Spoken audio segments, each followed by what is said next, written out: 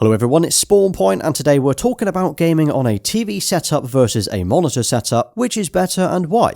I mean, for story-driven games, you can't beat sitting back and relaxing in front of a big screen TV. But then for FPS games like Call of Duty or Valorant, I think sitting at a desk feels a lot more focused. Now, I've been gaming on a TV for as long as I can remember, and a desk for about the last 4 years. But recently, I've started seeing more and more people swapping from one to the other for several reasons. So whether you've got a PS5, Xbox Series X or PC, you might wonder if it's worth having a TV or a desk setup and what you should be looking for in terms of specs and features, as well as what you might be missing out on.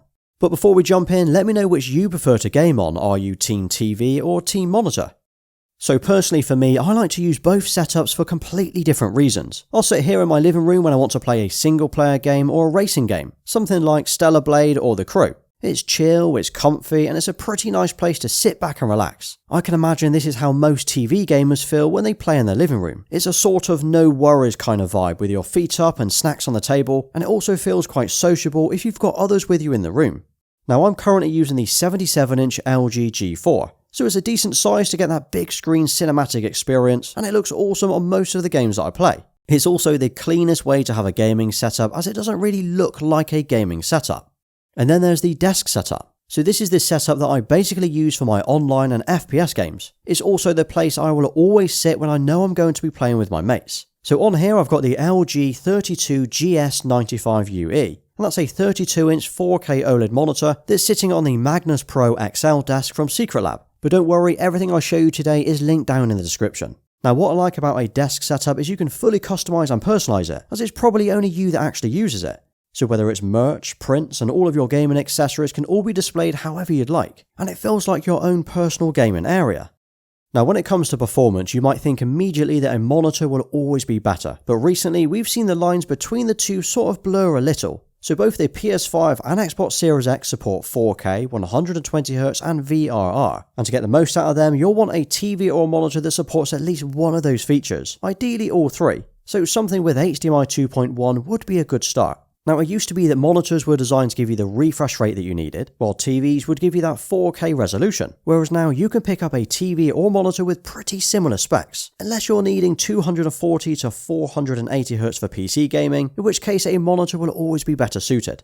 So both the TV and monitor that I'm using does support the 120Hz that I need, although the TV does actually go up to 144Hz and the monitor goes up to 480Hz, which is definitely overkill for my current setup. However, I am actually currently building my first ever PC, so that will change pretty soon. As for the screen resolution, well, most TVs now offer 4K HDR, so any games that you play on a TV will just look awesome. Monitors, on the other hand, well, 1080p and 1440p are still the norm, and you'll have to look a lot harder to find a 4K monitor. Although, to be honest, playing on a 27-inch screen or smaller, you don't really need 4K, so 1440p should be more than enough for that size. Another difference between these two is multiplayer gaming. If you like playing local games, maybe with your family or friends, you can't beat sitting back on the sofa and smashing out some split-screen arcade games and then throwing down your controller when you lose that race. And this is what console gaming in the living room is all about. I actually still play split-screen and co-op games today with my family, and love playing the Lego games as well as Crash Team Racing and Speed Crew. And of course, you can also play online multiplayer games on a TV as well, as long as you've got a TV that has a low enough input lag if you're bothered about competitive gaming. The only downside to playing games like Call of Duty on a TV is how far you sit from the screen. Personally, I've played on a TV for years and I've had no issues getting the kills sitting at about 10 feet from the screen. But I think you'll agree that having your mates around for split screen or couch co-op gaming is a bit of a thing of the past, as most of the multiplayer gaming that we do today is all online. And that's where sitting at a desk actually makes more sense. You're in your own space, you're going to be more focused, and you're playing on a smaller screen. This makes even more sense if you're playing games like Call of Duty or Valorant, where you need to be in the zone, and you can't afford to miss those shots. It's also easier to have all of your stuff in one place, so your controller, charging dock, and headset all within arm's reach. I can't imagine many of us would want to play split-screen gaming at our desks, but you can easily use your TV setup for both online and local multiplayer.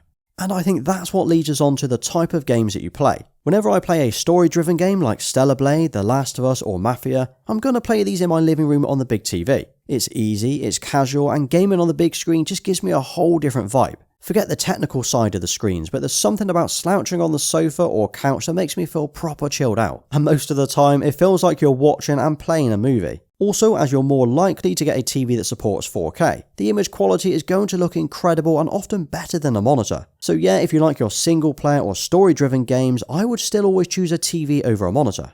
However, if you like to play FPS or online multiplayer games, or games that require a lot of focus, this is where a desk setup comes in. As I mentioned earlier, I've been gaming on a desk for about the last 4 years, as before that I played exclusively on a TV. But having played both now, I can see the benefits of sitting at a desk. Even if the screens had identical specs, resolution and refresh rate, it is noticeably easier and faster to respond to enemies while sitting here. I guess there's less distractions and you're not having to move your head around the screen. That's not saying you can't play on a TV, because you can. It just feels a lot more focused at a desk. It also helps that you're sitting upright, probably in a gaming chair. You can adjust the desk, your chair and monitor to the perfect height.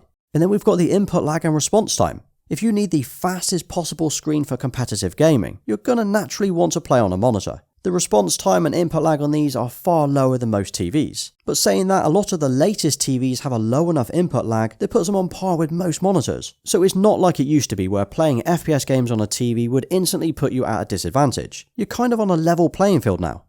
Another difference between monitors and TVs actually comes down to the image quality or the image processing. TVs typically have loads of picture settings which you can adjust, tweak and apply to each input. Whereas monitors, at least for console gaming, it's a case of choosing a picture profile and adjusting just the brightness. There's not much else to really worry about. But with this extra processing on TVs, it often adds some form of input lag, and that's why we have the game modes to strip out all of the extra processing that we don't need.